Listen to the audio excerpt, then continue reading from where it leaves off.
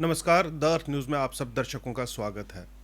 आज हम बात करेंगे ईरान यूएस वॉर के बारे में।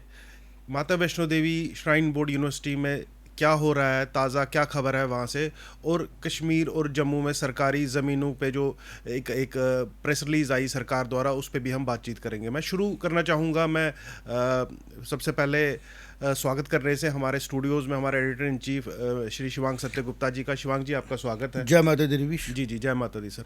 तो सर, सबसे पहले मैं सोचता हूँ कि ईरान पे बात करनी शुरू करेंगे। देखिए, ईरान में आज की रात जो है, मुझे लगता है कि पूरे मिडिल ईस्ट के लिए बहुत लंबी रात है।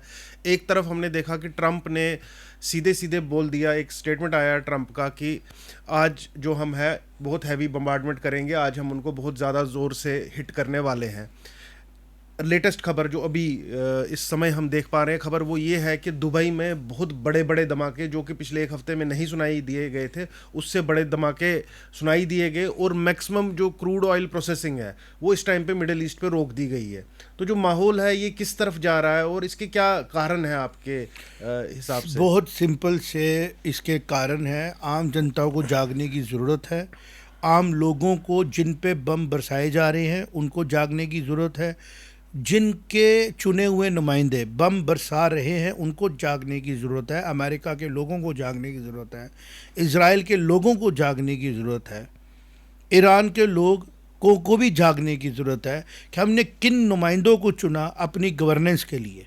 जिन लोगों ने ऐसे मसले बना दिए जिसकी वजह से अब है तो इंसान है ना रवीश, चाहे डोनाल्ड ट्रंप है, चाहे नितिन याहू है, चाहे जनाब खैमानी साहब थे, इंसान ही थे ना। एक इंसान दूसरे को इतना बड़ा बनाने के लिए तैयार हो जाता है कि वो अपना वजूद ही ख़त्म कर देता है और अपने पे वो एट्रोसिटी लेता है। ये कौन सी एजुकेशन है, ये कौन सी अवेयरनेस है? दुनिया सोई हुई है, बम बरस रहे हैं बच्चों पे। कौन गलत कौन सही? सारे गलत है, कोई भी सही नहीं है। जिस फेथ को लेके ईरान और इजराइल में झगड़ा है, वो झगड़ा किसका है? अच्छा इंसान कौन है हम में से? किसका फेथ, किसका भगवान ज़्यादा अच्छी अकल दे रहा है? किसका भगवान, किसका फेथ, किसका अल्लाह ताला, किसका मूर्ति, किसकी क्राइस्ट, किसके राम? इजराइलियों का जेरूसलम का, मतलब बेसिकली तो किसकी ये बहस है? बताओ। बहस है कि मेरा भगवान तेरे भगवान से ज़्यादा ताकतवर है। और ये कौन से भगवान है जो अपने लोगों को कह रहे हैं एक दूसरे की जान निकाल दो? 108 स्कूली बच्चियों को मार दो। घर में लोग बैठे हैं जिनका शायद कोई कसूर ही नहीं हो, जिन्होंने कभी अखबार भी नहीं पढ़ी हो, जिन्होंने कोई न्यूज़ चैनल नहीं सुना हो, वो बंकरों में जाके रो रहे हैं। ये कौन लोग हैं? ये प्रेजेंट डे के वो कौन लोग हैं? डोनाल्ड ट्रंप की उम्र होगी इस टाइम 70 साल, 75 साल। कितनी देर जिएंगे? चाहे कोई 1000 साल की लाइफ लेके आए हैं। नितिन याहू कोई 2000 साल की लाइफ लेके आया है। खमैनी साहब 86 ईयर्स के थे। अगर वो बड़ा भी अपनी लाइफ को मेंटेन रखते, एक समय पे उन्होंने शरीर छोड़ना था ना रवीश। बिल्कुल। तो क्यों उनको साथ इस तरीके की सख्ती की गई? वो क्या कह रहे थे? उनके अंदर एक विश्वास था कि जो मेरा विश्वास है वो सही है, और हज़ारों करोड़ों लाखों लोग उनको प्यार कर रहे थे। नितिन याहू कहता है जो मेरा विश्वास है वो सही है, जो इजरायलियों का विश्वास है वो सही है। ये सब लड़ाई तो फेथ की है ना रवीश। और फेथ अल्टीमेटली मर्ज होता है रिलीजन में। हम एक कल्ट, एक फेथ बना लेते हैं, मेरा फेथ ही सही है, जैसे मुझे लगेगा कि जो मैं कह रहा हूँ वही सही है। लेकिन जो अरबों सालों से ह्यूमैनिटी को टाइम लगा एक स्ट्रक्चर बनाने में, एक बिल्डिंग को खड़ी करने में 5-10 साल लगे, एक बम से उड़ा दिया। ह्यूमैनिटी ने ऐसे सोर्सेज क्यों नहीं बनाए कि ह्यूमैनिटी एक दूसरे के साथ हाथ पकड़ के चलती, हैंड होल्डिंग करती? जितने बम बरसाए जा रहे हैं, कहने 21 ट्रिलियन डॉलर का नुकसान हो गया। उतने में पूरी सोमालिया, अरबों लोग गरीबी में भारत में सो रहे हैं। इंसान पैदा हुए हैं, रहने को कपड़ा, खाने को रोटी नहीं है, रहने को जगह नहीं है। क्यों नहीं डोनाल्ड ट्रंप साहब, नितिन याहू सब मिलके उन लोगों को ओन कर लेते? साउथ अफ्रीका भूख से मर रहा है, क्यों नहीं करते ओन? इंसान को ये कब आएगी होश? क्यों लड़ रहा है इंसान? क्यों इंसान कुर्सी पे बैठ के भूल जाता है मैं इंसान हूं? वो अपने आप को भगवान से ऊपर समझना शुरू हो जाता है। तभी मैंने कहा, जब आपने मुझे पूछा आगे क्या हो रहा है, सब लोग को लग रहा है हम टीवी में बम देख रहे हैं। उनको पूछो जाके जिनके सिर पे पड़ रहे हैं। हमने भी देखा था जब सिंदूर हुआ था कि गोली गोली चलाने वाला तो चला जाता है इंसानों को मार के, फिर उस पर जंगें होती हैं, ड्राइंग रूमों में बैठ के हम लोग टीवी देखते हैं, छाछ में चिप्स खा रहे हैं। दर्द महसूस करो उन लोगों की। पूरी दुनिया को इस टाइम सोशल मीडिया पे एक ही बात करनी चाहिए, वी डोंट वांट वॉर्स। हमें जंगें नहीं चाहिए, ना रिलीजन के नाम पे, ना फेथ के नाम पे, ना बॉर्डर्स के नाम पे। हमें ज़िंदगी चाहिए। एक इंसान दुनिया में पैदा होता है, आधी से ज़्यादा लोग बीमारियों से गुजरते हैं। कोई किस्मत वाला होता है जो तीनों लाइफ की, चारों लाइफ की स्टेजें देखता है। बचपन देखता है, जवानी देखता है, मिडिल लाइफ देखता है, बुढ़ापा देखता है। आधे लोग बेचारे एक्सीडेंट में मर जाते हैं, उनको पता ही नहीं है कि बुढ़ापा कितनी खूबसूरत चीज़ है जब इंसान वाइज हो जाता है। आधे लोग जवानी नहीं देख पाते, आधे लोग मिडिल लाइफ नहीं देख पाते, आधे लोग शादी नहीं कर पाते, आधे लोग बच्चों का सुख नहीं देख पाते, आधे लोगों को होश ही नहीं होती, आधे लोग अवेयर नहीं हो पाते हैं, आते हैं मर जाते हैं। और जो लोग जिंदा हैं, ठीक हैं, आपको ईश्वर ने प्रेसिडेंट बना दिया, प्राइम मिनिस्टर बना दिया, लोग आपके एक इशारे पे करोड़ों लोग सड़कों पे आ जाते हैं। कितनी बड़ी अपॉर्चुनिटी ईश्वर ने आपको दी, तो डायरेक्शन दो ना उन लोगों को। क्यों हम कहते हैं कि मेरा फेथ तेरे फेथ से ऊपर है? सबका फेथ अपना अपना है, उनको मानने दो। क्यों लड़ रहे हैं हम ज़मीनों के नाम पे? क्या चाहिए डोनाल्ड ट्रंप साहब को जो नहीं मिल रहा यूएई से? क्या चाहिए ईरान को? क्यों वो किसी को बोलता है कि मेरे फेथ पे चलो? क्यों लड़ाई है शिया सुन्नीज में? क्यों कोई अपने आप को सुपीरियर बनाने के लिए कह रहा है जी मैंने ठेकेदारी ली है इस्लामिक वर्ल्ड की? कोई क्यों किसी रिलीजन की ठेकेदारी कर रहा है? कोई क्यों फैनेटिक हो रहा है? जिस दिन रिलीजन्स की बात अगर हम कर रहे हैं तो जानबूझ के नहीं कर रहा हूँ, यह ऑफिशियली है।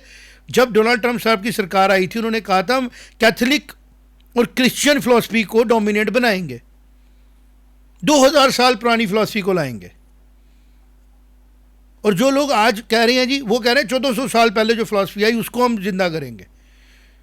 आपकी उम्र कितनी है जो फॉलो कर रहे हैं? ज़्यादा 70-80 साल की ठेकेदारी आप कर रहे हैं 2-3 हज़ार सालों की फिलॉसफी की। आगे की 3,000 साल की फिलॉसफी क्या देख रहे हो आप?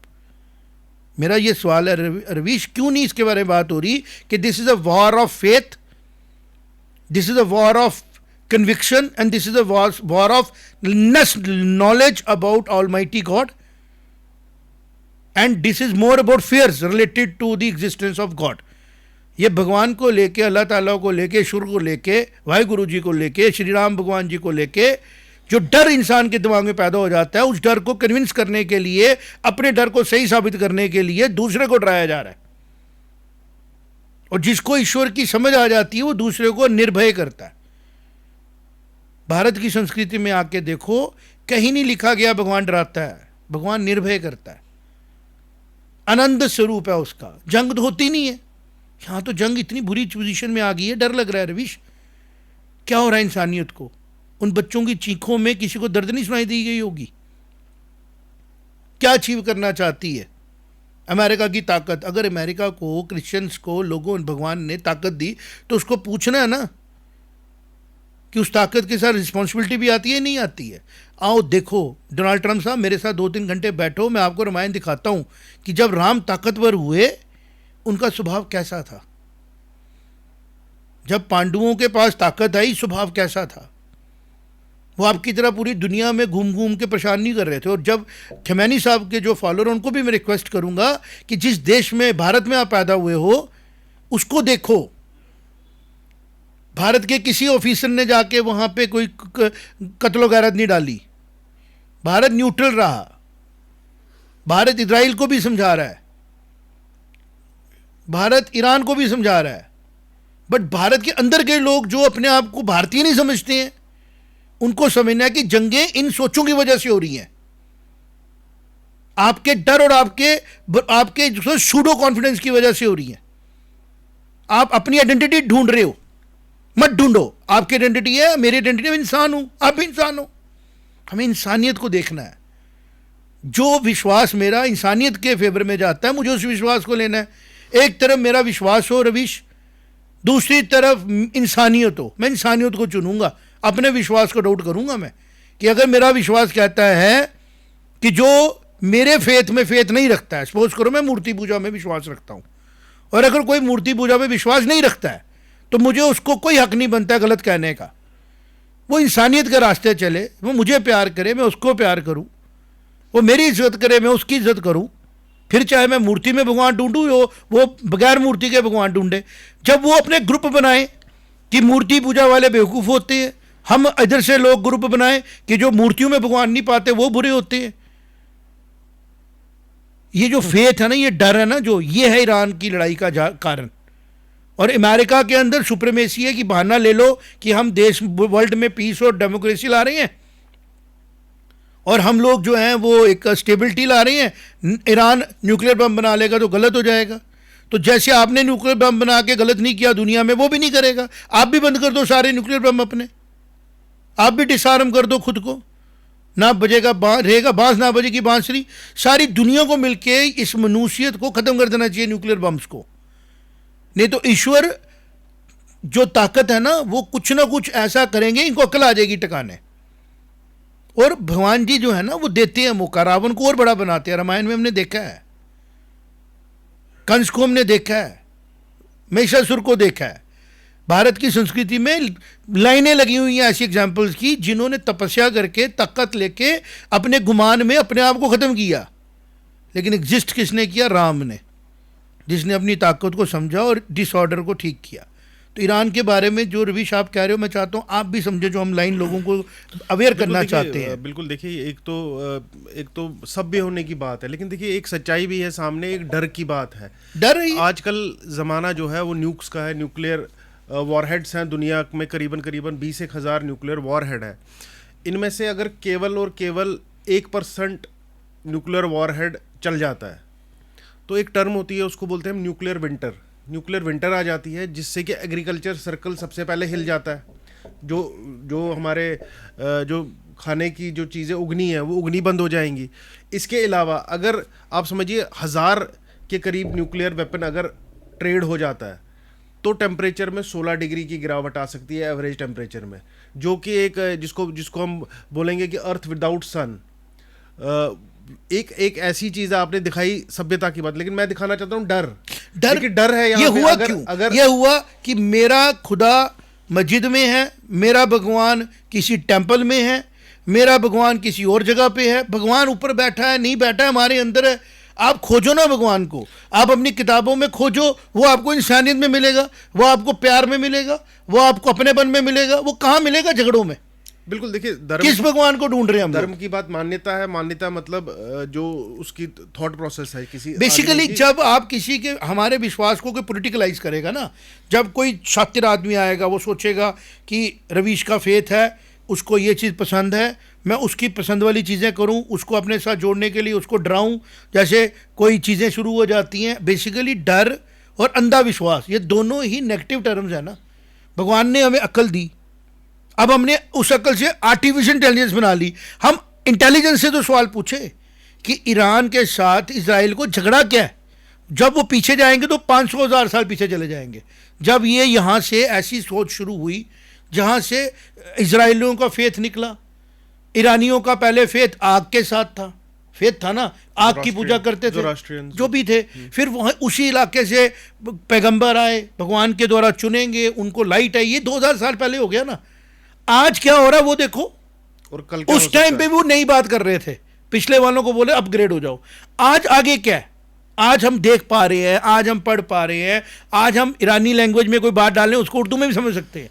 उर्दू में कोई बात डाले, भगवान क्यों कर रहे हैं ये सारी शक्तियाँ, हर आदमी समझ पाए। आज कोई संस्कृत का पेज उठाए गीता का, उसको स्कैन करे, गूगल में डाले, बोलो जी मुझे हिब्रू में समझाओ, तो गूगल हिब्रू में समझा देगा उसको। कोई बोले मुझे इसको अरबी में समझाओ, गूगल अरबी में समझा देगा। वो पढ़ो तो सही क्या कह रहा है, घुसो तो सही बीच में, सारी जंगें खत्म हो जाएंगी। सारी जंगें खत्म हो जाएंगी। लोगों को समझ आ जाएगा कि भगवान ने कहा, ईश्वर ने कहा कि आप जिस तरह मुझे प्यार करना चाहते हो करो, इंसानियत को प्यार करो, इंसान को प्यार करो, मारो नहीं एक दूसरे को, अपनी अपनी ड्यूटी पे करो, क्योंकि तुम में से किसी ने दुनिया में नहीं रहना है। मैंने ना डोनाल्ड ट्रंप को रहने देना है, ना मैंने नेतन्याहू को रहने देना है, ना मैंने कनेडी को रहने दिया था, ना लाल बहादुर शास्त्री रहे थे, ना जो मोरारजी देसाई भारत के प्राइम मिनिस्टर थे, उनमें से एक थे जो अपना सुसु भी पीते थे कि मैं लंबी उम्र जीऊंगा। कोई नहीं जिया। Everybody has come on this planet with a limited age. ऐसा काम करके जाओ जहाँ से देश दुनिया आपस में जुड़े, एक दूसरे के रिसोर्सेज शेयर किया जाए, एक्स्ट्रा वेल्थ क्रिएट कर दी। आज बुर्ज खलीफा का फेट क्या है? उस लेबर वाले से अगर आपने कम काम करा के उसको अच्छा खाना दिया हो तो शायद बुर्ज खलीफा की जरूरत तो नहीं होती। इंसान से खुशी आती है दुनिया में, इंसान से प्यार आता है, इंसान से इमोशन आते हैं। और ये वॉर है ना जो इंसानियत की दुश्मन है। हम साइलेंट रह रहे के चीज़ें करने देते हैं। एक बुद्धिहीन इंसान, एक लेस इंटेलेक्ट वाले आदमी को हम इमोशनली चूज कर लेते हैं और फिर वो हमारे पे गाइड करता है, फिर वो हमें डराने के लिए बताता है मुझे सपने में यह आया था, मुझे सपने में यह आया। असलियत में आया वो बताना। भगवान इतना कमज़ोर नहीं है किसी के सपनों में आएगा। भगवान बहुत बड़ी शक्ति है, भगवान बहुत बड़ी ताकत है। वो सीधे सीधे चमत्कार करते हैं। ये चमत्कार ये रवीश, मैं यहाँ बैठ के तेरे से बात कर रहा हूँ, ये चमत्कार ये रिकॉर्ड हो रहा है, चमत्कार ये शुद्ध आगे पहुँचा रहे हैं। तो तुझे क्या लगता है 2030 में भगवान क्या करेंगे, 50 में क्या करेंगे? इससे बेटर लाइफ को लाएंगे। लेकिन बीच में जो लोग अपग्रेड नहीं हो पा रहे हैं वो लोग प्रॉब्लम क्रिएट करेंगे। जो कंप्यूटर सॉफ्टवेयर का लोड नहीं ले पाता वो हैंग करता है ना। ये सारे जो लोग लड़ रहे हैं ना ये हैंग हो रहे हैं इस टाइम, क्योंकि ये बढ़ती हुई दुनिया को देख नहीं पा रहे, ये क्रॉस कल्चर को समझ नहीं पा रहे, ये बर्दाश्त नहीं कर पा रहे हैं कि एक हिंदू लड़की पैदा हुई है अगर, और अगर वो अपनी प्रैक्टिस कर रही है और अगर वो ऐसी जगह रह रही है जहां बिंदी लगाना अपराध है, तो उनको तकलीफ हो जाती है कि यार ये कैसे इंडिपेंडेंट है, इसको कैसे देवी दुर्गा माँ के रूप में पूजा जा रहा है। हमारे यहाँ तो नहीं पूजा जाता, यहाँ तो हमारे को कहा जाता है कि पर्दे में रहना है। पर्दे वाला सोच रहा है कि मैं गलत हूँ, जो ओपन घूम रहा है उसको लग रहा है मैं गलत हूँ। कोई वेस्ट में लड़की पैदा हुई है वो कह रही है मैं सही हूँ, कोई कुछ सब सही हो, सब अपने अपने हिसाब से चलो जैसे आपको अच्छा लगता है। सारे सही हैं और सारे ही सही हैं जो अच्छे खुश है। जो पर्दे में खुश है पर्दे में सही है, जो घूम के खुश है वो घूम के सही है। मैं कोट पहन के खुश हूँ, मैं कोट पहन के सही हूँ। तू जीन पहन के खुश है, जीन पहन के सही है। मैं ये क्यों चाहता हूँ कि अगर मैंने कोट पहना सारे कोट पहने, मैं क्यों चाहता हूँ? ये तो प्रॉब्लम मेरे अंदर है ना, मेरे अंदर वीकनेस है, मुझे कॉन्फिडेंस नहीं है। मैं कोट पहना है, सबने नहीं पहना, शायद मैं गलत हूँ। मैं उनको गलत क्यों कह रहा हूँ? कहा गया गलत? क्राइस्ट ने भी यही कहा कि ईश्वर इन सब की गलतियों की माफ़ी दे दे, इनके सिया मुझे दे दे, मैं सूली पे टंग रहा हूँ। क्राइस्ट ने यही लेसन दिया, प्रॉफिट ने भी यही समझाया, राम जी ने भी यही समझाया कि हम आपके सामने आए, हम आपके सामने ज़िंदगी जिए, हम आपके सामने दुनिया से जा रहे हैं। आपने भी नहीं रहना जो आप मुझे फॉलो करोगे। लड़ना मत, असूलों पे चलना, सिस्टम से चलना, यही कहा ना। और हम क्या कर रहे हैं आज? जिन जगहों को ईश्वर ने चुना अपने बच्चों को प्यार करने के लिए, हम उन जगहों की वजह से लड़ रहे हैं। अमेरिका का और यूएई का दूर दूर तक रिश्ता नहीं है। अगर पेट्रोलियम की अक्ल भगवान नहीं देते, कोई इंजीनियर नहीं बनते जो मोटरें बनाते, इंजन बनाते, तो पेट्रोल क्या करना था निकाल के? इतनी तो डेंजरस चीज़ थी ये, साइड इफेक्ट ही साइड इफेक्ट थे इसके। तो भगवान जी ने चाहा, भगवान जी ने समझा, एक चमत्कार किया, किसी ने इंजन बना दिया, किसी ने डीजल निकाल दिया, चल बड़ी इकॉनमी। 100 करोड़ 150 करोड़ की आबादी थी 2500 में दुनिया की, 100 करोड़ 150 भी नहीं थी, 100 करोड़ भी ऑन पेपर नहीं है। आज भगवान जी खुश हो गए, इंसान ही इंसान बना दिए, 150 करोड़ लोग बना दिए। अब किसी के फतूर चढ़ गया यार 150 करोड़ हो जाएंगे, ऑक्सीजन डेफिशिएंट हो जाएगी। भगवान जी ने अगर इंसान बढ़ाए हैं तो इंसानियत बढ़नी चाहिए ना, हैवानियत थोड़ी बननी चाहिए। ये कुछ और ही बढ़ना शुरू हो गया और सब लोग बैठे हैं। पूरे वर्ल्ड के सब लोगों को मिलकर एक सुर में कहना चाहिए वी डोंट वांट वॉर्स, और जो हमारी कंट्री का हेड वॉर की तरफ लेके जाता है हम उसको डाउन करेंगे, और जो हमारी बॉर्डर में घुसता है उसको भी डाउन करेंगे। पहले हाथ जोड़ने चाहिए पाकिस्तान साहब, निकलो बाहर तुम इंक्रोचमेंट से, छोड़ो हमारे पीओजेके का एरिया। चाइना को कहना चाहिए भाई जी तू भी अपना काम कर, जो तेरी जनता संभाल। ईरान को कहना चाहिए भैया जो तेरे फेथ है उसको संभाल, अगर तेरे वहाँ पे काफ़ी लोग हैं जो खुला घूमना चाहते घूमने दे, जो भाई चॉइस बुर्का लेना चाहता है लेने दे। मारता क्यों है तू गॉड क्यों बनाता है रिलीजन के? ठेकेदारी क्यों करते हो अपने फेथ की तुम? और यहाँ भारत में भी हमें समझना चाहिए कि भारत में तो अच्छी बात है, क्या है नहीं है, फेनेटिज्म है नहीं है। आप सेलिबेसी में रहना चाहते हो, ब्रह्मचारी में, तो हनुमान जी को मान लो, परशुराम को मान लो। आप शादी करना चाहते हो, गृहस्थों को मान लो, श्री राम जी के भक्त बन जाओ, फैमिली बनाई, बच्चे बनाए, सब कुछ किया। आप एक्सपर्ट बनना चाहते हो, अर्जुन की पूजा कर लो। आप माँ दुर्गा की तरह अकेले रहना चाहते हो और भगवान के रूप में अपने आप को पूजना चाहते हो, देवी का रूप ले लो, सारी जनता आपको अपना माँ मानेगी। भारत में तो हमारे को हर चीज़ की फ्लेक्सिबिलिटी मिल गई ना, जो भारत में पैदा हुआ। ये फ्लेक्सिबिलिटी पूरे वर्ल्ड में नहीं है, देखने का टाइम है।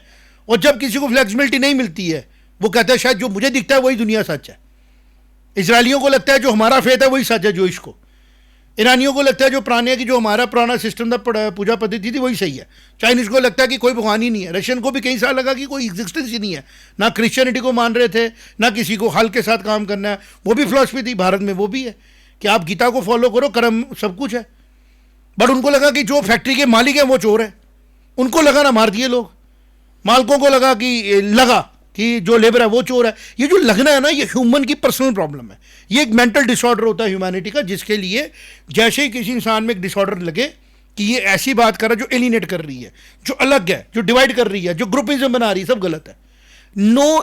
एक भी दुनिया में ऐसा इंसान नहीं है रवि जो 500,000 साल जिएगा, और एक भी फिलॉसफी नहीं है जो 1000-2000 साल के बाद रहेगी। फिलॉसफियाँ बदल रही हैं, इंसान की बनाई हुई चीज़ें अपडेट हो रही हैं, मोबाइल 2-2 साल में अपडेट हो रहा है, तो भगवान फिलॉसफी अपडेट नहीं कर रहे होंगे?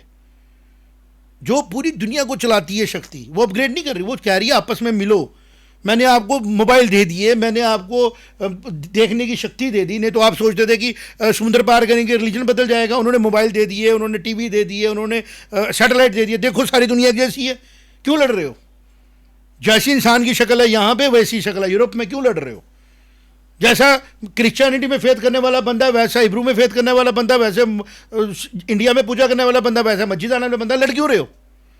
लड़ रहा है इंसान जब कोई उसको लड़ा रहा है, जिसको डर बन गया, जिसको लालच आ गया।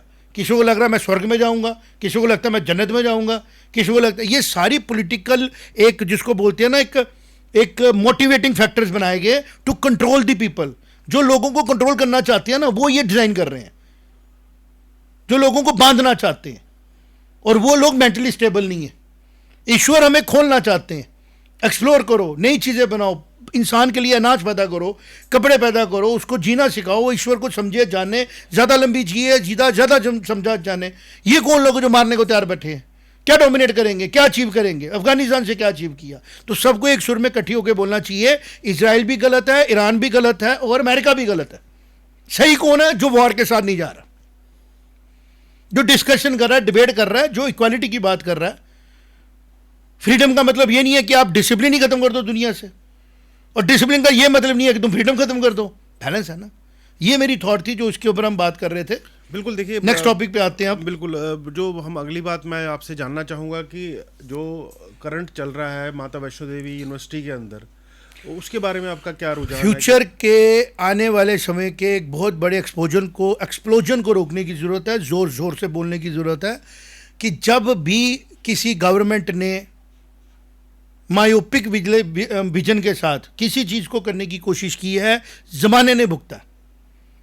आज टेम्पल 1 टेम्पल 2 पे भुगत रहा है ना पूरा मिडल ईस्ट, आज फेथ पे भुगत रहा है ना। इसी तरह माता वैष्णो देवी की एक बड़ी प्यारी खूबसूरत सी श्राइन है, गुफा है, उसको कभी राजे मेंटेन कर रहे थे, कभी आज जब गवर्नमेंट मेंटेन करना शुरू हो गई, इनडायरेक्टली कह तो रही है कि नहीं जी हम मेंटेन नहीं कर रहे, बट डिसीजन सारे कौन ले रहे हैं? जो डोमिनेट होते हैं।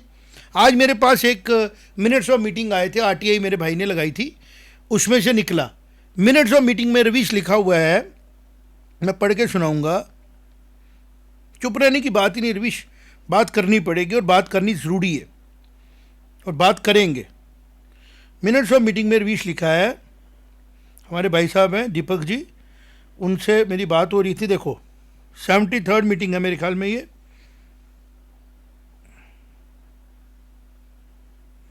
Give me a minute.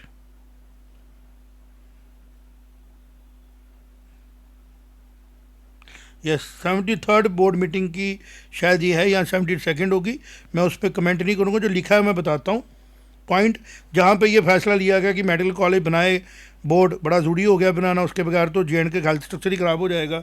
The board endorsed the approach of adopting NEET based, वो तो होनी ही नीट बेस्ड, इसमें बोर्ड ने क्या एंडोज करना था, process for medical college including the reservation criteria prescribed therein. अब मेरा ये सवाल था कि अगर बोर्ड में ये बोला गया था कि नीट के द्वारा दिया गया प्रिस्क्राइब्ड रिजर्वेशन फॉलो किया जाएगा, फिर ये स्मार्ट वर्क किसने किया था, किन इंटेंशनों की तरफ से किया गया? क्योंकि मेडिकल कॉलेज की जो कैटेगराइजेशन थी उसके हिसाब से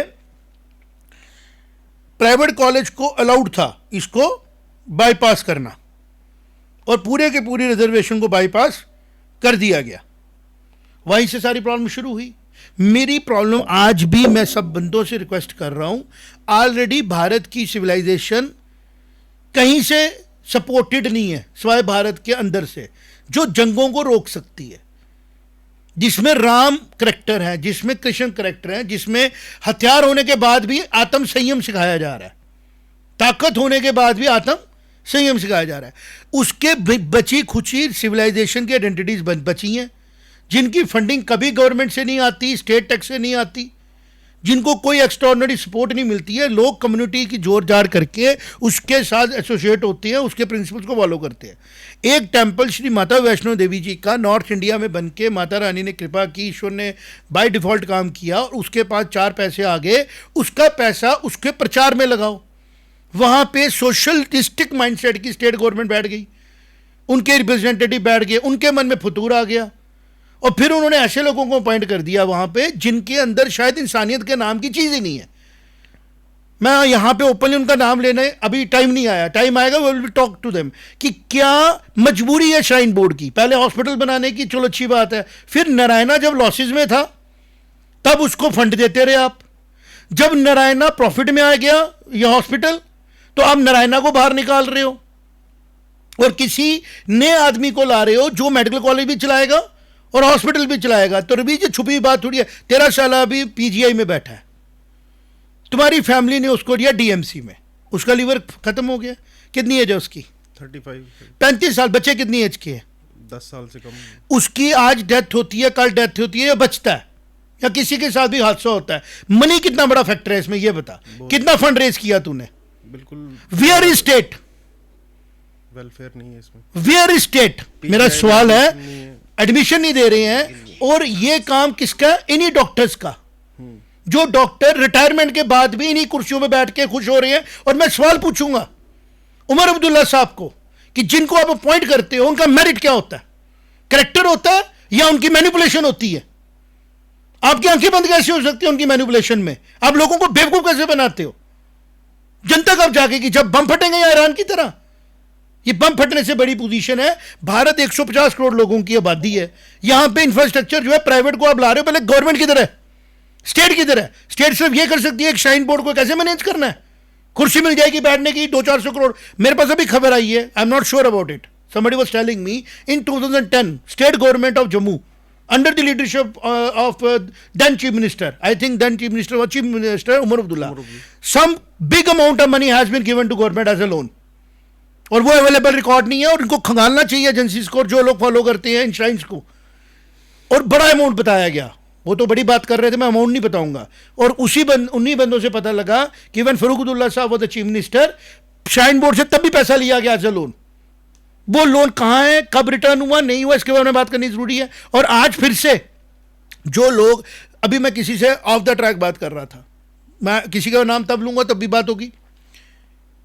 एक बड़ी इंपॉर्टेंट खबर सामने आई, पता लगा कि कोई ड्रग्स को लेके जम्मू कश्मीर में दवाइयों को लेके कोई प्रोक्योरमेंट को लेके नया डिपार्टमेंट बनाया गया और कहा गया ये जो डिपार्टमेंट है ये it is heaven on earth, procurement in medical facilities, मुझे उसका नाम नहीं याद है, कि कोविड में भी इस डिपार्टमेंट ने जबरदस्त काम किया और बड़ा ज्यादा लोगों को कुशनिंग की।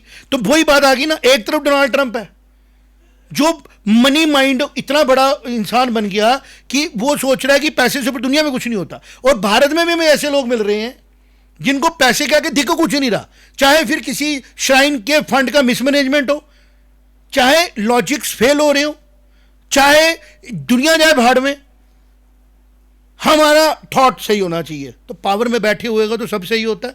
हमारे एक अंकल थे, पापा के फ्रेंड थे, वो कहते थे जो मुतैहत डोगरी में बोलते हैं रवीश, मुतैहत लोहे दा अफसर गोए दा, डोगरी में बोलते हैं तो कश्मीरी तो समझ नहीं आएगी।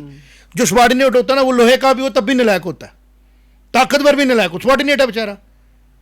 और जो बॉस हो ना कुर्सी में बैठा वो गोए का भी हो सॉफ्ट तब भी वो ताकतवर होता है। अफसर अगर ऊपर बैठ गया है उसको जितनी अगले, डोनाल्ड ट्रंप प्राइम मिनिस्टर है, नेतन्याहू डोनाल्ड ट्रंप प्रेसिडेंट है, नेतन्याहू प्रेसिडेंट है, अब देखो ना उनकी अकल से बम फट रहे हैं। और तीसरे जो बैठे थे वो कह रहे थे मैं दोनों से लड़ लूंगा। तो ईगो सेटिस्फाई कर रहे हो ना आप तीनों। मर कौन रहा है? आप भी मरे, कल खबर आई थी नेतन्याहू मर गया, मर जाएगा और 2-4 साल में 5 साल में नहीं बम से मरेगा, बीमारी से मरेगा। डोनाल्ड ट्रंप नहीं बम से मरेगा, बीमारी से मरेगा। जब तुमने मरी जाना तो बाकियों को क्यों मार रहे हो? उनको तो जीने दो। The same is happening in this board also, कि अगर एक बोर्ड में, एक श्राइन में एक एक्सपेरिमेंट किया गया, जगमोहन साहब की आत्मा किधर है रब जाने, वो मेरी बात अगर पहुंचे उधर तक किसी के थ्रू पहुंचाओ कि जनाब आपने तो मेहरबानी कर दी, देखो हमने ट्रैक बना, वो तब भी बनने थे, वो तब भी बनने थे, यात्रा बढ़नी थी, मैनेजमेंट होनी थी, लेकिन जो उसके बीच में स्टैम्पीडें हुई उसका सवाल का जवाब कौन देगा? जो उसके बीच में मिसमैनेजमेंटें हुई उसका जवाब कौन देगा? जो उसका पैसा उठा के स्टेट को दे दिया गया, अगर दिया गया 1 रुपया भी, वो किधर है? सवाल तो ये है, अगर 1 रुपया भी दिया गया वो किधर है? वापस आया स्टेट पे? अगर श्राइन बोर्ड की यूनिवर्सिटी बनाई गई, क्यों स्टेट को बोला गया तुम ले लो? किसने दी?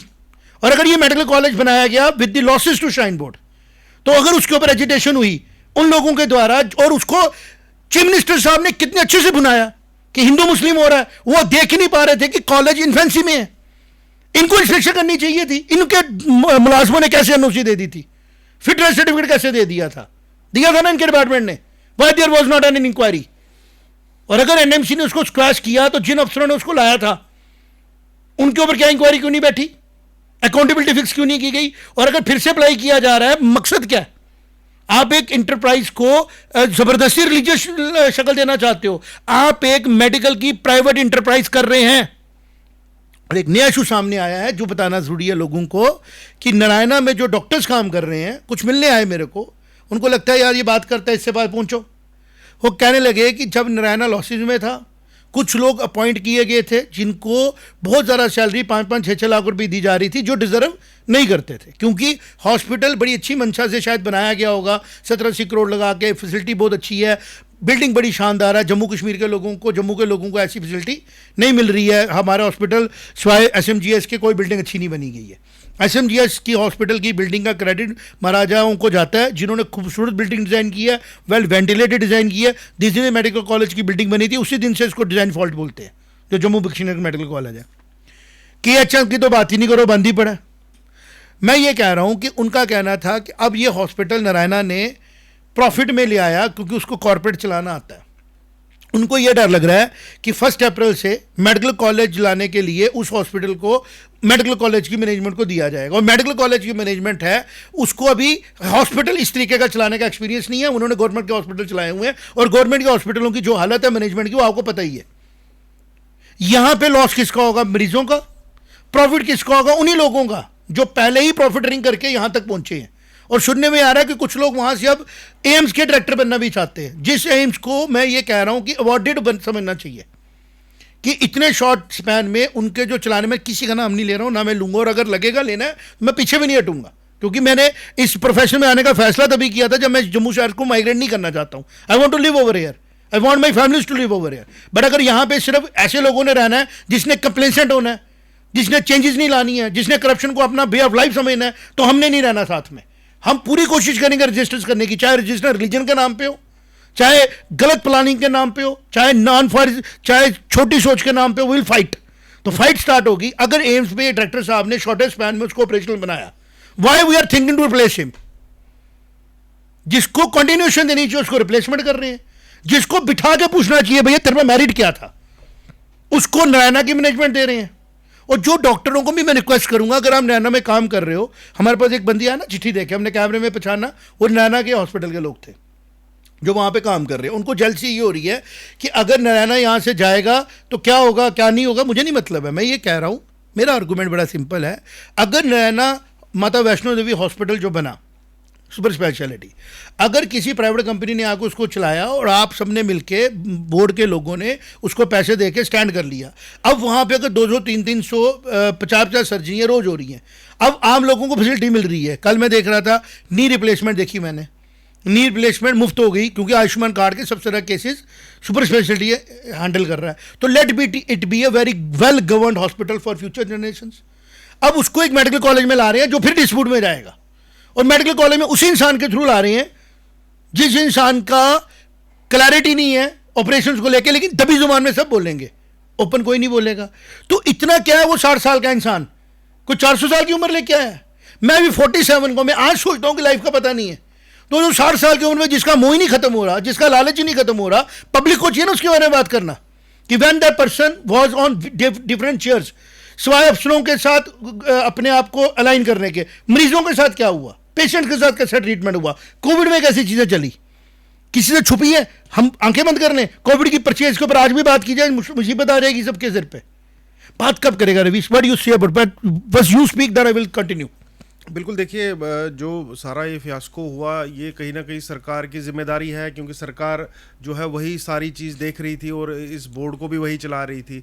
तो कहीं ना कहीं आम आदमी के जो हित है, क्योंकि हमारी जो सरकार है ये जो है जनहित की सरकार होती है। भारत का जो संविधान है या जिस तरीके जन सोया हुआ इंस्टाग्राम चला रहा है, उनको क्या पता क्या हो रहा है। तो जो लोगों की भलाई के लिए काम होना चाहिए, न कि बिजनेस हाउसेस को बढ़ाने के लिए या किसी प्राइवेट प्लेयर का प्रॉफिट लॉस को पूरा करने के लिए प्रॉफिट में कन्वर्ट। और अगर वो प्राइवेट प्लेयर के बारे में ये पता लग रहा है कि शेट्टीज ने कहा है कि जो आपने हमें उस टाइम पे सैलरीज दी, उसके बाद जब भी ये प्रॉफिट में आएंगे कुछ लेके नहीं, इस पे ऑडिट कर लो। अगर वाकई में शेट्टीज को जो प्रॉफिट हो रहा है, पिछले 3-4 साल से मैंने सुना श्राइन बोर्ड पैसे नहीं दे रहा है किसको, हॉस्पिटल को, पहले दे दिए जो दे दिए। अब अगर वो प्रॉफिट हो रहा है और वो शेट्टी उसको वापस लगा रहा है, तो आप उसको चेंज क्यों करने वाले हो? मतलब व्हाट इज योर माइंडसेट? अगर मेडिकल कॉलेज चलाने के लिए आपके पास एक्सपर्टीज नहीं है, आपके पास एक एम्प्लॉई है जो बहुत क्लियर है कि हाउ टू मैनेज थिंग्स, आप उसको एक फेवरेट बॉय बनकर, जैसे ना कहते हैं कि दुर्योधन किसी के घर में पैदा हो जाए ना और बाप धृतराष्ट्र बन जाए तो पूरा कुंभा खत्म होता है। यहां धृतराष्ट्र कौन है यह जनता फैसला करे, और दुर्योधन कौन है वो जनता फैसला करे कि क्या दे रहा था दुर्योधन, और धृतराष्ट्र कौन बना हुआ था। और जो भी हमारी ऑर्गेनाइजेशंस हैं जो समझती हैं कि जम्मू कश्मीर में चीज़ें सेफ रहें, उनको ध्यान देना पड़ेगा। श्री माता वैष्णो देवी श्राइन को लेके जिस दिन ये बनी तब से एजिटेशन है, तब से हमने अखबारें खंगाली, 90s की अखबारें खंगाली। जगमोहन साहब खुद ही कह रहे हैं एक जगह पे कि हमें अल्टरनेट रूट नहीं चाहिए, ज़्यादा रूट्स बनाने की ज़रूरत नहीं है। और उन्हीं को कंडोन करके जो नई मैनेजमेंट आ रही है वो कह रही नहीं चाहिए। कोई कह रहे हमें यूनिवर्सिटी चाहिए, कोई कह रहा हमें फलान चीज़ चाहिए, कोई चीज़ कह रहा कि इसका और कमर्शियल यूज़ करो, इसको टूरिस्ट स्पॉट बना दो, यहाँ से उठा के टूरिस्ट को पूरे इंडिया में जम्मू में घुमा दो। ये क्या कर रहे हो आप तो यहाँ से चले जाते हो। डोगरी में एक कहावत है, हमने आपको टांग जाना है, हमने वापस आना नहीं, किसी ने आपको उतारना नहीं। आज की डेट में बारीदार खज्जल हो रहा है, हिंदू सेंटिमेंट खज्जल हो रहा है। एक मिनॉरिटी स्टेट है जम्मू कश्मीर में, हिंदू वैसे क्लिनजिंग की स्टेज में है, 5 लाख तो वैसे वाली से इधर आ गए, इधर से अब आगे चल पड़े, ग्रोथ रेट कम हो रहा है। जो फेथ वाले लोग हैं वो दिन ब दिन यहाँ पे इस एरिया में कम हो रहे हैं। तो आप इस पूरी प्रॉपर्टी को जब समझोगे आपको समझ आएगा कि जो लोग पावर में बैठे हैं ना वो फॉर साइटेड नहीं है, वो फॉर साइटेड नहीं है। कॉलेज चलाना, हॉस्पिटल बनाना, समझ में आया, हॉस्पिटल बना लिया। अब मेडिकल कॉलेज लाने की जिद क्या है? पहले आप क्वालिटी स्टूडेंट्स के लिए मेडिकल कॉलेज में फैसिलिटीज़ को कर लो ठीक, श्राइन को, अपने टेम्पल्स को ठीक करने दो। जम्मू कश्मीर में हज़ारों के हिसाब से टेम्पल आज की डेट में विदाउट प्रीस्ट है। हिंदू धर्म को मानने वाले जो टेम्पल्स हैं पूरे कश्मीर में टूटे गए हैं, उनके लिए कोई स्पेशल फंड नहीं दिया, उनके लिए कोई जगह क्रिएट नहीं की। मेरी बात समझ में आ रही है ना? और ना ही उमरुद्दुल्ला साहब ने कोई ऐसा स्टेप लिया या एनसी ने ऐसा स्टेप लिया कि हम पंडितों को तो बुला रहे हैं, बुलाओगे कैसे? कोई स्टेप तो लो, कोई स्टेप ले लो कि अच्छा ठीक है जी हमने इतने टेम्पल्स को रिवाइव करने के लिए एक फंड एलोकेट किया। जब किसी को लगता है ना मेरा फेथ प्रोटेक्ट हो रहा है तो जाके वो वापस जाता है। कोई एक्शन तो लो। एक्शन आप क्या ले रहे हो? आप कह रहे हो कि मुस्लिम्स के एडमिशन की वजह से कॉलेज बंद हुआ, जबकि आपको भी पता है कॉलेज में डेफिशिएंसी थी। कॉलेज लाया गया श्राइन के नाम पे, चलाया गया प्राइवेट की तरह, बोर्ड में कहा गया रिजर्वेशन देंगे, और फिर जो प्रोविजन था एनएमसी का कि अगर कोई कॉलेज ट्रस्ट के द्वारा बनाया जाता है तो रिजर्वेशन बाईपास करते हैं, तो कॉलेज ट्रस्ट के थ्रू लाया गया। इतनी बड़ी मैनिपुलेशन करके कॉलेज लाया गया, बट चीफ मिनिस्टर साहब को नहीं दिखा क्यों बंद करना पड़ रहा है, क्योंकि उनकी मंशा क्लियर है। और आज हम इसी टॉपिक में उस पर भी आएंगे। तो मेरी फिर से रिक्वेस्ट है, जनता सोई रहेगी ना तो सोई रहेगी, गुलाम ही रहेगी। जनता जागेगी, इंस्टाग्राम की हैंगओवर से बाहर आके इन चीज़ों के ऊपर बात करेगी तो ज़रूर फर्क आएगा। नहीं तो जो ईरान इजराइल की हालत बनी, जनता सोई थी ना। अगर अमेरिका में लाखों करोड़ों लोग इंस्टाग्राम पे फेसबुक पे बोलते वी डोंट वांट वॉर, तो क्या डोनाल्ड ट्रंप की हिम्मत होती बम मारने की? तुझे क्या बोलता, मत मारता? अगर इजराइल के लोग इकट्ठे होकर बोलते वी डोंट वांट वॉर, वो कर सकता था। अगर ईरान के लोग बोलते इकट्ठे होकर, लेकिन ईरान के लोगों को इकट्ठे होने, एक तरफ वो इकट्ठे हुए नहीं वॉर, दूसरी तरफ दूसरे इकट्ठे होकर नहीं वॉर चाहिए, हमें डर है, हमारा फेथ है, हमारा विश्वास है। वही मेरी बात होगी, आपका विश्वास आपको वार के पास लेके जा रहा है तो आपका विश्वास आपको दोबारा देखने की जरूरत है। अगर आपका विश्वास इनोसेंट लोगों पे बम मारने की बात करता है तो आपको विश्वास को समझने की जरूरत है। और अगर आप गुस्से में आ चुके हो तो गुस्सा आंदा होता है। अगर आप लालच में आ चुके हो, लालच अंधा होता है। अगर आप डर गए हो, डर भी अंधा होता है। डर में भी इंसान गलत एक्शन लेता है, लालच में भी लेता है, गुस्से में भी लेता है। ना हमें डर है, ना हमें लालच है। तभी हम दिमाग से बात कर रहे हैं कि श्री माता वैष्णो देवी के कॉलेज को जब एनएमसी ने क्लोज कर दिया, हॉस्पिटल अच्छा चल रहा है, चलने दो 4-5 साल हॉस्पिटलों को। जब उस हॉस्पिटल में नए डॉक्टरों की जरूरत आपको पड़ती है, तब आप देखो कि किस तरीके के कॉलेज लाया जाए, जिससे कि जो लोग श्राइन में फेथ रखते हैं, जो लोग नॉर्मल हैं, जो डॉक्टर बनने के लिए अफोर्ड नहीं कर सकते हैं बट उनमें काबिलियत है, मेरिटोरियस है, पूरे इंडिया के हर रिलीजन के बच्चे को आप पढ़ाओ वहाँ पे। लेकिन आप जब कॉलेज लाओगे तो किसको पढ़ाओगे? मैं पढ़ रहा था लेटेस्ट मीटिंग, हम रिजर्वेशन रखेंगे, उनके लिए रखेंगे, नीट की कोचिंग कराएंगे, ये सारी चीज़ें जो कॉस्मेटिक है, ग्राउंड पे इनका कोई फैक्ट नहीं है। ग्राउंड में क्या है वो देखने की ज़रूरत है। तो जो हमें स्मेल हो रहा है ना, वो ये है कि जो पूरा हमारा सिंडिकेट है ना, वो एक्टिव है। और वो एक्टिव किसके सिर पे है? जो लोग अवॉर्ड किए जा रहे हैं to disturb the interest of Jammu, चाहे वो मेडिकल फैसिलिटीज में हो, चाहे वो एजुकेशन में हो, चाहे वो लैंड में हो, चाहे वो रेवेन्यू में हो, चाहे वो ब्यूरोक्रेसी में हो। जो जम्मू का इंटरेस्ट कम्प्रोमाइज, जम्मू का मतलब हो गया नेशनलिस्ट इंटरेस्ट, जो कम्प्रोमाइज करता है वो रिवॉर्ड किया जाता है। नहीं तो मुझे बताओ, एम्स का जो डायरेक्टर हो, जिसने रिकॉर्ड टाइम में एम्स को टेक ऑफ किया, उसको रिप्लेसमेंट की बात क्यों चलेगी? You tell me. बिल्कुल, देखिए बात तो यही है कि पहली बात तो आपने जो बड़ी सही बात करी कि वो जनहित को जानते भी हैं कि नहीं, कि क्या जनहित है। दूसरी और मोस्ट इम्पोर्टेंट बात है कि उनकी प्रायोरिटीज़ क्या है। क्या उनकी प्रायोरिटी जनहित है या कुछ और है? किसी को ओब्लाइज करना हो सकता है, कुछ मैनेज करना हो सकता है। तो मुझे कहीं ना कहीं लगता है कि देखिए हर डिसीजन में मल्टीपल डायमेंशंस है। एक चीज़ पे डिसाइड होता है तो मल्टीपल चीज़ों की तरफ ध्यान दिया जाता है जो स्टेक होल्डर्स होते हैं डिसीजन लेने के लिए। तो उनकी प्रायोरिटीज़ जो है वो मेन है। तो कहीं ना कहीं भारत का ये अब थोड़ा दुर्भाग्य रहा है हिस्टोरिकली। भारत का नहीं, अब जम्मू कश्मीर का तो आई है। बिल्कुल, जम्मू कश्मीर का तो एट प्रेजेंट भी है। मैं कह रहा हूँ भारत में आमतौर पे इस टाइम पे देखें तो ठीक हो रखा है कि हम भी थोड़ा बाहर कुछ स्टेट्स में गए थे, हमने दिल्ली में भी देखा कि कुछ हद तक सुचारू रूप से डिसीजन मेकिंग जो है वो अच्छी हो चुकी है। लेकिन जम्मू कश्मीर अभी भी उस दुर्भाग्य से बाहर नहीं आ पा रहा है जहां पर कि फैसले जो हैं एक मैं कहूँगा कि एक विम्स एंड फैंसीज पे लिए जाते हैं। देख, छोटी सी एग्जाम्पल लेता हूँ। महाराजा हरी सिंह जी एग्जाइल में जाते हैं, एग्जाइल ही बोलूँगा ना, और शेख मोहम्मदुल्लाह साहब को जिताने के लिए आप सारे के सारे पर्चे खारिज कर देते हो, फिर उनको जेल में डालना पड़ता है, फिर उनको बाहर निकाल के कांग्रेस के द्वारा जीते हुए सारे बंदे कंप्रोमाइज कराते हो। ये क्या सोच है? कौन सा श्राप लगा जम्मू कश्मीर को? ये आपको समझना पड़ेगा, मुझे भी समझना पड़ेगा। आज श्राप खत्म हो चुका है, आज अवतार मिल गया है। आज ये माइक हाथ में, बात करेंगे। बात हम नहीं कर रहे हैं रवीश, ये ईश्वरी करा रहे हैं, ये माता रानी करा रही है कि जम्मू कश्मीर को जागना पड़ेगा, पॉलिसी फॉरसाइटेड लानी पड़ेगी, रिलीजियस माइंडसेट को, सेंटीमेंट को स्पिरिचुअलिटी के लिए रखना पड़ेगा, और दुनिया चलेगी प्रैक्टिकली ह्यूमन हित में, ह्यूमैनिटी फर्स्ट पे, फेथ फर्स्ट पे नहीं चलेगी। हिंदी में आम बंदे में समझता हूं, इंसानियत पहले, मेरा विश्वास बाद में, और देश उससे भी पहले, क्योंकि देश कभी इंसानियत के बियॉन्ड नहीं जाता। अब देश का लीडर अगर नितिनयाहू बन जाए, नितिन बाबू नाम है, नितिनयाहू, और डोनाल्ड ट्रंप बन जाए, तो रिव्यू करना पड़ता है कि फटाफट उसको नीचे उतारो और उन लोगों पे बिठाओ जो इंसानियत की बात करे। और इंसानियत का मतलब ये नहीं है कि अगर कोई मुस्लिम है वो नमाज पढ़ने जाता है तो वो सेकुलर है, अगर हिंदू मंदिर जाता है तो कम्युनल है, ये नहीं है। हिंदू मंदिर जाने जाता है तब भी सेकुलर है, वो नमाज पढ़ने जाता है तब भी वो सेकुलर है। सेकुलर का मतलब तो है ही भारत में।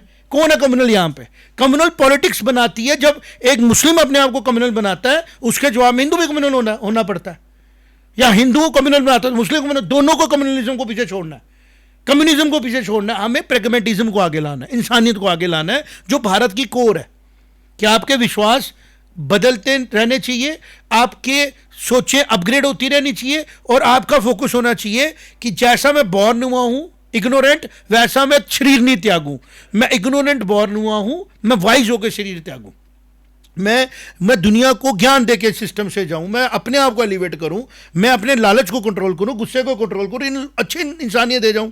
कि अगर यूरोप में प्रोडक्शन दूध की ज़्यादा हो रही है तो हम फ्री में पहुंचाएं सोमालिया में दूध को, ना कि मैं उसको स्टॉक करूं, फिर महंगा करूं, फिर ऊपर नीचे करूं, शॉर्ट मारूं शेयर मार्केट को। ऐसे लोगों को तो डरना चाहिए ना, जो लालच से भरे हैं। और वही लालच जो है वो सारी प्रॉब्लमों की जड़ है। अनएम्प्लॉयमेंट के नाम के ऊपर धड़ाधड़ बातें हो रही है। तो एम्प्लॉयमेंट के लिए बताओ क्या किया गया?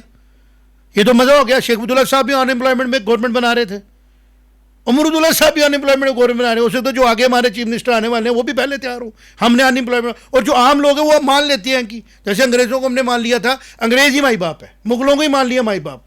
पर कुछ लोग होते हैं खड़े होते हैं, भाई क्यों भाई, अगर आपसे अनएम्प्लॉयमेंट सॉल्व नहीं हो रही है, डेली वेजर पक्के नहीं हो रहे हैं, उतरो कुर्सियों से नीचे, जिनसे पक्के होते उनको आने दो। शाइन का मेडिकल कॉलेज का डिसीजन इस टाइम पे लेना एक कैटास्ट्रॉफिक लॉस होगा उस हॉस्पिटल को जो अभी मसा मसा जिंदा होना शुरू हुआ।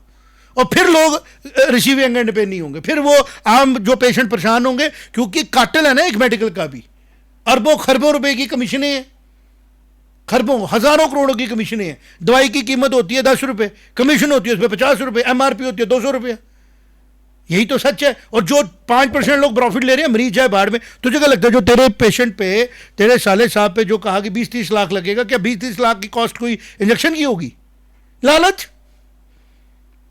और तो कुछ नहीं होगा। बिल्कुल। और स्टेक पे क्या है? उस पूरे परिवार का बच्चा हमने भी भुगता है यार।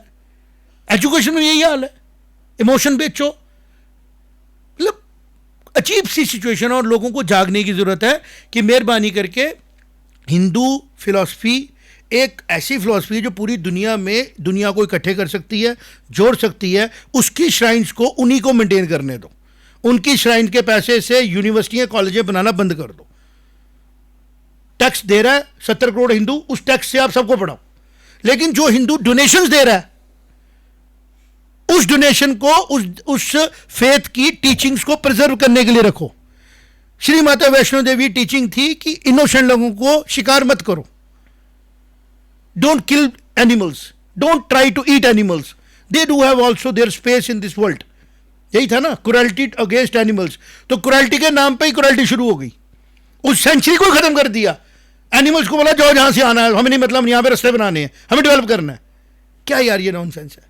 मेहरबानी कर रहा हूं, रिक्वेस्ट कर रहा हूं, ईरान की हालात को देखते हुए जम्मू कश्मीर के लोग जागे, समझे और प्रेशर बिल्ड करें गवर्नमेंट्स पे कि हमें अभी मेडिकल कॉलेज नहीं चाहिए, हमें हॉस्पिटल ही चलने दो। और उस पर भी ऑडिट किया जाए कि अगर वहाँ पे आयुष्मान कार्ड की वजह से लोगों को सहूलत मिल रही है, तो ये तो बहुत बड़ी एक सहूलियत है कि अच्छे हॉस्पिटल में आयुष्मान कार्ड चल रहा है और उसके थ्रू आम आदमी को फैसिलिटी मिल रही है।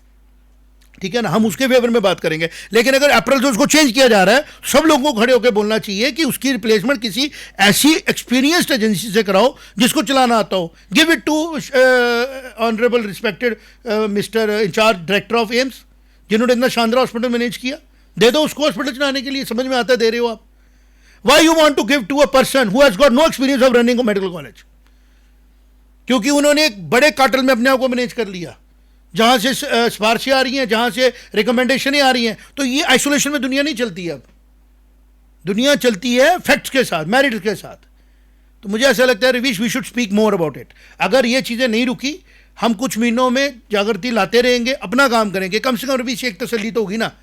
मैंने एक किताब पढ़ी थी कहीं पे, when you find most of the people are not following the path of truth and all have become untruthful. You make yourself truthful, you make yourself honest. In that way nobody can say the whole world is untruthful, because you have made yourself truthful.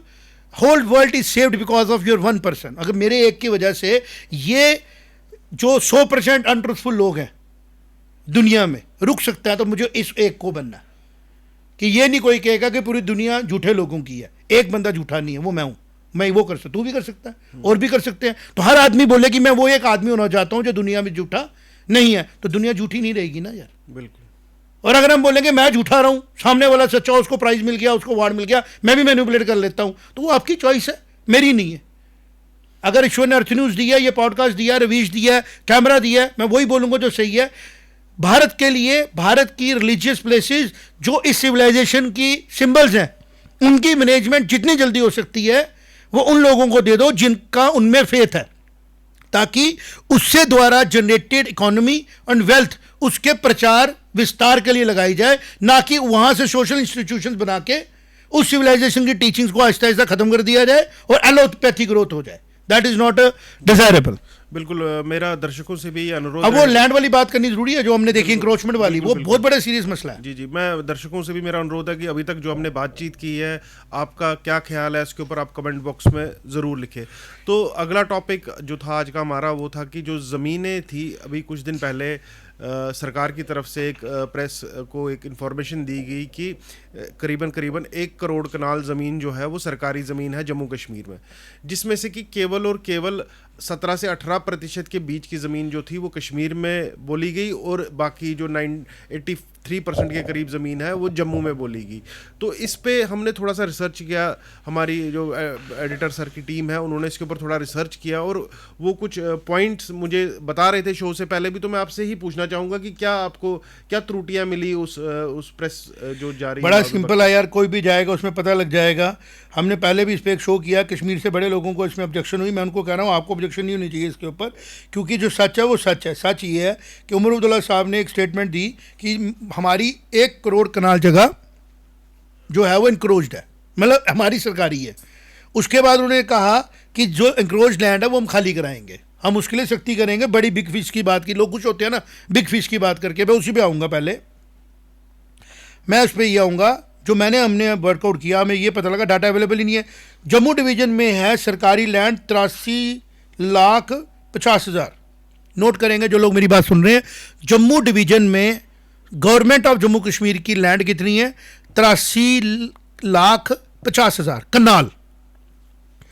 Kashmir division में total land कितनी है? 16,55,000 कनाल। 16,55,000 government की total land है। अब आती है encroachment की, कि लगभग 14 लाख कनाल जो है वो लैंड इंक्रोच्ड है जम्मू डिवीजन में। कितनी? 83 लाख में से 14 लाख कनाल। ठीक है रवीश? दूसरी तरफ कश्मीर में टोटल लैंड कितनी है गवर्नमेंट की? वो है 16,55,000 कनाल। उसमें से इंक्रोच्ड कितनी है? 3,27,000। अब आते हैं इन दोनों की परसेंटेज। जम्मू डिवीजन में टोटल लैंड 83 लाख कनाल में से 16% इंक्रोच्ड है। कितने परसेंट? 16%। कश्मीर में टोटल 16,50,000 में से 20% इंक्रोच्ड है। अब ये इंक्रोच किसके द्वारा हुई होगी? कौन लोग वहां रहते हैं? किनकी सरकारें हैं? अब पहला सवाल यह आता है कि जब कश्मीर की डोमिनेटेड गवर्नमेंट यहां पे 1947 से रही, तो स्टेट लैंड जम्मू में क्यों ज्यादा निकली, कश्मीर में क्यों नहीं निकली? बिल्कुल। क्या कश्मीर में जो स्टेट लैंड थी वो by default Aahista Aahista ownership में कन्वर्ट कर दी गई, या पहले उसके राइट्स दे दिए गए? और जम्मू में चूंकि उनकी फेवरेट पॉपुलेशन नहीं रह रही थी, तो यहां स्टेट लैंड को एज ए डिस्प्यूट लैंड बना के रख दिया गया, ताकि जम्मू का आमो खास आदमी खज्जल होता रहे, वो हमेशा किसी ट्रबल में रहे। और अगर यह सच है कि जम्मू कश्मीर की गवर्नमेंट का रेवेन्यू लैंड से आना था, वो लैंड जम्मू में थी, तो गवर्नमेंट कश्मीर सेंटर ही क्यों थी? चीफ मिनिस्टर कश्मीर से क्यों था? अगर कश्मीर की गवर्नमेंट की लैंड, अपनी लैंड जम्मू में ज्यादा है, तो डोमिनेटिंग पोजीशन में कौन होना चाहिए था? पीपल फ्रॉम जम्मू, क्योंकि पीपल ऑफ कश्मीर तो अपनी लैंड पे बैठे हैं, गवर्नमेंट की तो लैंड ही नहीं है वहां पे। In comparison to the total 1 crore land 83 lakh kanal जगह जम्मू में है, लेकिन गवर्नमेंट वो रिमोट कंट्रोल किसके हाथ में है उस लैंड का? कश्मीर की सरकार के। और 1947 से लेके 8 से लेके अभी तक है।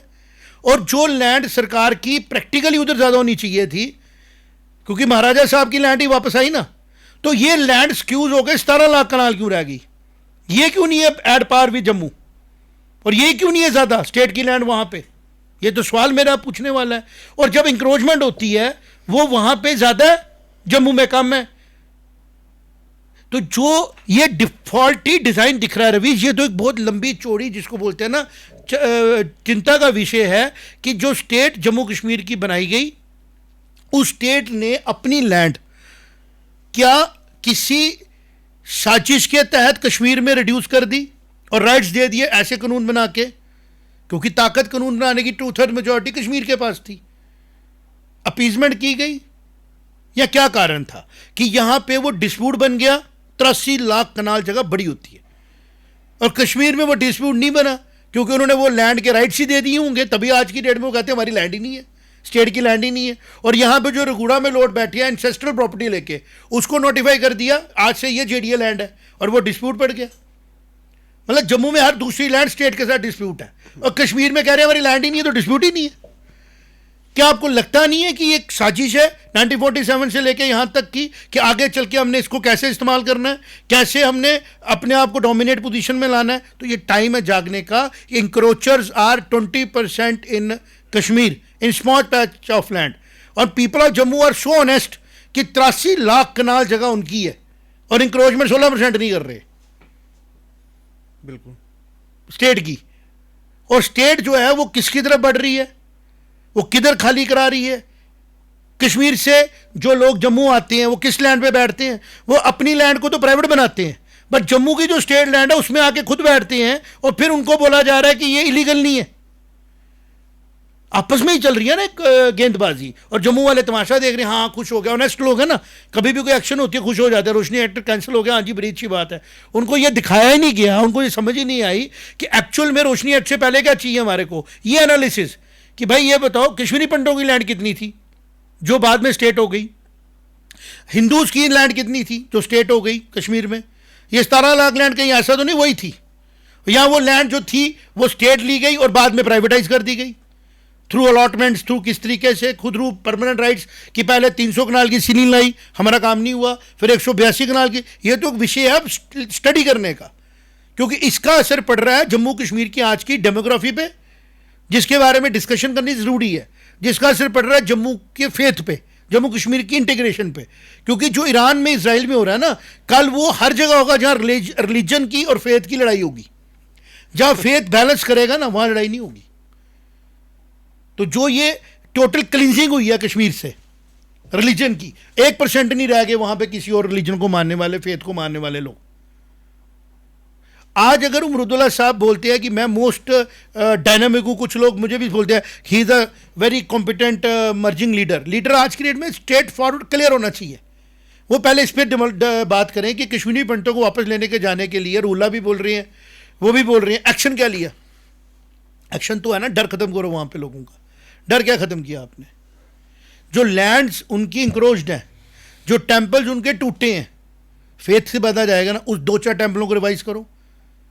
वहाँ पे इंश्योर करो कि कोई भी लोकल वहाँ जाके पत्थर नहीं मारे, वहाँ पे किसी की हिम्मत नहीं हो। ऐसी गवर्नमेंट दो ना। और बोलेंगे, वो पता क्या बोलेंगे? बोलेंगे जी मेरे हाथ में पुलिस नहीं है। लोग भूलने गए जब आपके हाथ में पुलिस थी, जब आपके हाथ में पुलिस थी तभी गोलियाँ चली थी, जब आपके हाथ में पुलिस थी तभी चिट्ठी सिंहपुरा जो जितने भी हादसे बोलते जी गवर्नमेंट, आपके पास हर चीज़ का जवाब होता है। फैक्ट ये है कि जो ये इंक्रोचमेंट का सब्जेक्ट है ना, ये भी एक बहुत बड़ा पंडोरा बॉक्स खोलेगा। क्योंकि भगवान करते हैं ना, वो क्या करते हैं, वो लोगों की हेल्प करने के लिए चमत्कार करते हैं। चमत्कार हो गया।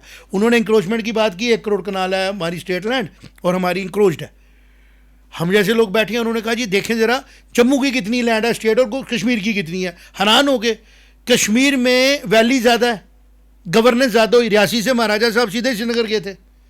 जम्मू में उन्होंने लिमिटेड अपना पैलेस बनाया था। जम्मू तो पैलेस रणवीर सिंह जी ने आके गोलघर में बनाया, मुबारक मंडी से। उसके पहले तो यहाँ पे उन्होंने गवर्नेंस नहीं चलाई। गुलाब सिंह जी भीमगढ़ से चलाते थे, रियासी के ऊपर जो इनका किला है, और वो कश्मीर में ज़्यादा चलाए उन्होंने अपना सिस्टम। तो जब राजा जी की सरकार 150 साल 125 साल चली, तो ज़्यादा लैंड का होनी चाहिए थी हमारी, जम्मू में कि कश्मीर में। और इतना ज़्यादा फर्क नहीं होना चाहिए यार, अगर 20% का और 80% का फ़र्क है। बिल्कुल, ये 20-80 की रेशो से भी ज़्यादा है। मतलब 22-23% भी नहीं है। लेस देन 20% कश्मीर में स्टेट लैंड है और मोर देन 80% जम्मू में है। और इंक्रोचमेंट के स्केल पे कश्मीर में ज़्यादा इंक्रोचमेंट की गई है और जम्मू में 14%। और 14% में और देखेंगे तो मोस्टली वही लोग होंगे जो कश्मीर से आए हैं। और राजौरी के डिस्ट्रिक्ट में सबसे हाईएस्ट है जम्मू डिवीजन में। वही मैं कह रहा हूँ ना, डिस्ट्रिक्ट वाइज तो डाटा ही नहीं है ना।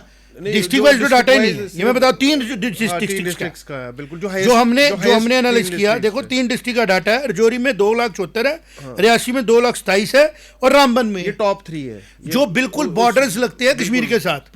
जो कश्मीर के साथ बात कर चले, जो फेनेटाइज कम्युनिटी हुई उसके साथ जो बॉर्डर लगता है, इसके ऊपर तो सिक्योरिटी एजेंसीज को भी काम करने की जरूरत है। बिल्कुल, कि क्यों ये उधर से डिसेंट हुई। देखिए, एक तो कश्मीर में है नहीं सरकारी लैंड, दूसरी जिन जम्मू के डिविजन्स में है जो कश्मीर से लगते हैं उनमें इंक्रोचमेंट सबसे ज़्यादा हुई है। तो एक्शन तो वहां लेनी पड़ेगी सबसे पहले। और जम्मू डिस्ट्रिक्ट, जम्मू के जब हम बात करें कश्मीर की, तो बारामूला, कुपवाड़ा और पुलवामा, इसके ऊपर भी स्टडी करना पड़ेगा कहीं ये बॉर्डर्स तो नहीं लगते पाकिस्तान के साथ ज़्यादा जहाँ इंक्रोचमेंट हुई है। वो तो सारा ही डिसेबल्ड, मतलब डिसेबिलिटी में था सारा इलाका ही, कश्मीर वैली सारी नहीं, जो बॉर्डर्स ऑफ पाकिस्तान है एक्सपोज्ड हमारे नियर टू बॉर्डर एरिया था, वो कौन कौन से? ऑलमोस्ट देखिए, कश्मीर वैली में जब बारामूला की तरफ से, उड़ी की तरफ से बॉर्डर लगता है, तो जब अंदर आता था तो वो पूरे कश्मीर में ही इजीली आ सकता है, या जो आतंकवाद आया पूरे कश्मीर में फैला। अगर वहां पे एम्प्टी लैंड्स थी, जो सिक्योरिटी एजेंसीज काम कर रही थी, अगर वहां पे इंक्रोचमेंट शुरू हुई है, वो इंक्रोचमेंट भी तो सेफ हेवन हो सकते हैं ना ट्रांजिशन वाले लोगों के लिए। देखिए जो ये बात करनी पड़ेगी। जो रजौरी वाला है पॉइंट, जो रजौरी के 2,73,000 जो देखिए, मैं इसमें स्पेकुलेशन नहीं कर रहा हूं, वो थोड़ी सी क्वेश्चनेबल है, देखिए समझने वाली बात है, और सिक्योरिटी एजेंसीज के लिए ये क्वेश्चनेबल है कि आप बताइए कि ये कैसे हुआ और क्यों हुआ। ये मुझे ऐसा लग रहा है कि हमें इसके ऊपर ना जो थिंक टैंक्स हैं, जो सोच, उनके लिए सोचना चाहिए कि जम्मू कश्मीर के अंदर जो ये लैंड इंक्रोचमेंट, और जम्मू की मैं अगर बात करूँ तो कश्मीर में बारामूला में थी, जिसका डाटा सामने था। देखिए, कश्मीर में बारामूला का डाटा है, वो थोड़ी सी लैंड है 81,000 कनाल की, कुपवाड़ा का है, पुलवामा का। बाकी जम्मू के 7 डिस्ट्रिक्ट जो मेन है, सिटीज़ हैं जो हमारी, और कश्मीर के 7 डिस्ट्रिक्ट, उनकी लैंड का डाटा पब्लिक में है ही नहीं। अगर वो आए तो पता लगे कि कहीं इसमें कोई स्ट्रेटेजिक डिफॉल्ट या स्ट्रेटेजिक फॉल्ट तो नहीं क्रिएट किया गया, और जिसके बारे में डिस्कशन करने की ज़रूरत है। और जहाँ तक सवाल है गवर्नमेंट का और चीफ मिनिस्टर साहब की इसमें अप्रोच का, क्योंकि रेवेन्यू उनके पास है, मेरा ये रिक्वेस्ट होगा चीफ मिनिस्टर साहब को कि अगर आप मन से चाहते हो जम्मू कश्मीर एक अच्छी यूटी से स्टेट बने, सबसे पहले आपको स्टेप लेने पड़ेंगे ऐसे जो आपको रिलेट करते हैं। रेवेन्यू आपके पास है, अब रेवेन्यू की डिफिशेंसीज को ख़त्म करो इमीडिएटली, और मेहरबानी करके जो कश्मीरी पंडित नॉन जिसको बोलते हैं ना कि सॉरी ये मानेंगे non majority faith of Kashmir है, उनके लिए वहाँ पे उनकी प्रॉपर्टीज़ को प्रोटेक्ट करने की कोशिश करो। जो प्रॉपर्टी इंक्रोच की गई हैं वो खाली कराओ। अंडर आप रिक्वेस्ट करो एलजी साहब को, देंगे आपको फोर्स, बिल्कुल ठीक है ना। कि मैं चाहता हूं कि जो मेरे कश्मीरी भाई यहाँ 5 लाख लोग रहते थे, उनके 2 लाख घर हैं, 5 लाख घर हैं, 1 लाख घर है, उनमें डिस्ट्रेस सेल के अलावा भी बहुत सी प्रॉपर्टीज़ हैं जो इंक्रोच हो चुकी हैं, हम उनको पहले ख़त्म करेंगे। आप गवर्नमेंट स्टेट लैंड से इंक्रोचमेंट बाद में हटाओ, जो प्राइवेट लैंड से इंक्रोचमेंट हुई हैं, जो लोग जाते हैं और वहाँ मारने को लोग पड़ते हैं, उनको खाली कराओ ताकि गुड फेथ तो बने, फिर माइग्रेशन भी होगी, और फिर जो टेम्पल्स उनके उनको रिवाइव कराया जाए। फेथ की जो फेथ की जगहें हैं, जो विश्वास की जगहें हैं, जो आइडेंटिफिकेशन की, उनको वापस लाना पड़ेगा ना। पहले वो खंडर की तरह पड़े होंगे तो कैसे कोई आएगा वापस। तो आज का जो हमने डिस्कशन किया 3 चीज़ों पे किया, ईरान की और इसराइल की जो वार है वो रिलीजियस सेंटिमेंट की वार है रविश। अमेरिका उसमें प्रॉफिटरिंग कर रहा है।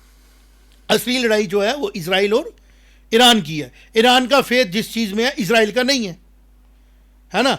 और ईरान जो है जिस फेथ का वो लीडर बनना चाहता है, बीइंग अ शिया कम्युनिटी, 1400 साल पहले सुन्नीज ने डोमिनेशन ली, और शियाज ने कहा कि असली चीज़, असली इस्लाम के जो फॉलो करने वाले होंगे, कारी ऑन करने वाले होंगे, वो शियाज होंगे। वहीं से शिया सुन्नीज की लड़ाई शुरू हुई, और अब वो अपनी बात को सही साबित करने के लिए पूरी दुनिया से लड़ रहा है। पूरी दुनिया मतलब क्रिश्चियन वर्ल्ड से भी लड़ रहा है, जूस से भी लड़ रहा है।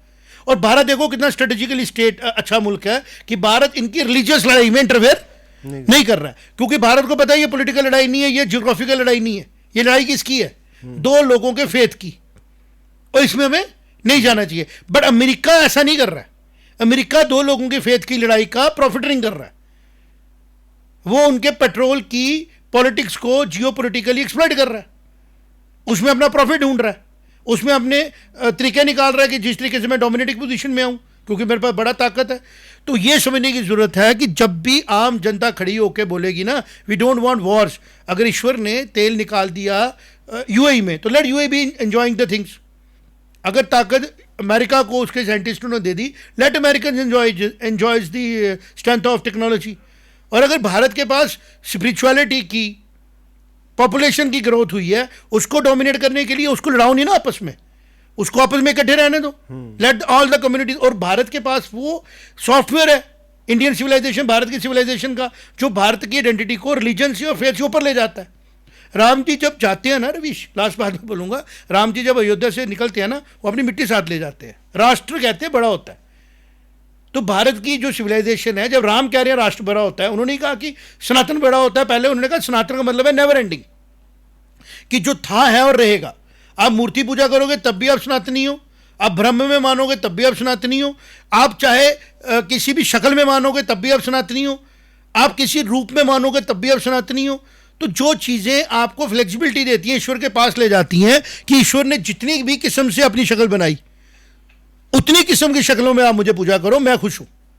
और जब वो सिविलाइजेशन पूरे वर्ल्ड को मिल गई तो उसको सबने संभाल के रखना चाहिए। और उसको संभालने का तरीका यह है कि उसकी जो आइडेंटिफाइड चीज़ें हैं, मेरी बात समझ में आई, कि वैष्णो माता की मूर्ति नहीं देख रहे हैं हम दरबार में जाके, हम पिंडी रूप में, एक शिला के रूप में उसको मां मान रहे हैं, उसके अंदर भगवान जी को देख रहे हैं। ये कितनी बड़ी फ्लेक्सिबिलिटी है, ये कितनी बड़ी एक्सेप्टेंस है, ये कितनी बड़ी टॉलरेंस है कि हम मंदिर के अंदर जा रहे हैं, गुफा के अंदर जाके उनकी शक्लों को एक पत्थर में, मूर्ति पिंडी में देख रहे हैं। ये खूबसूरती जो भारत की है यही जोड़ेगी ना सबको, हिंदू मुस्लिम सिख ईसाई को, कि तुम किसी भी तरीके से एक दूसरे को मानते हो, सिर्फ पहले अपने आप को भारतीय समझो, फिर जिस भी रिलीजन में मानो, और उसकी पॉलिटिक्स मत करो, उसकी सरकार बनाने की कोशिश मत करो।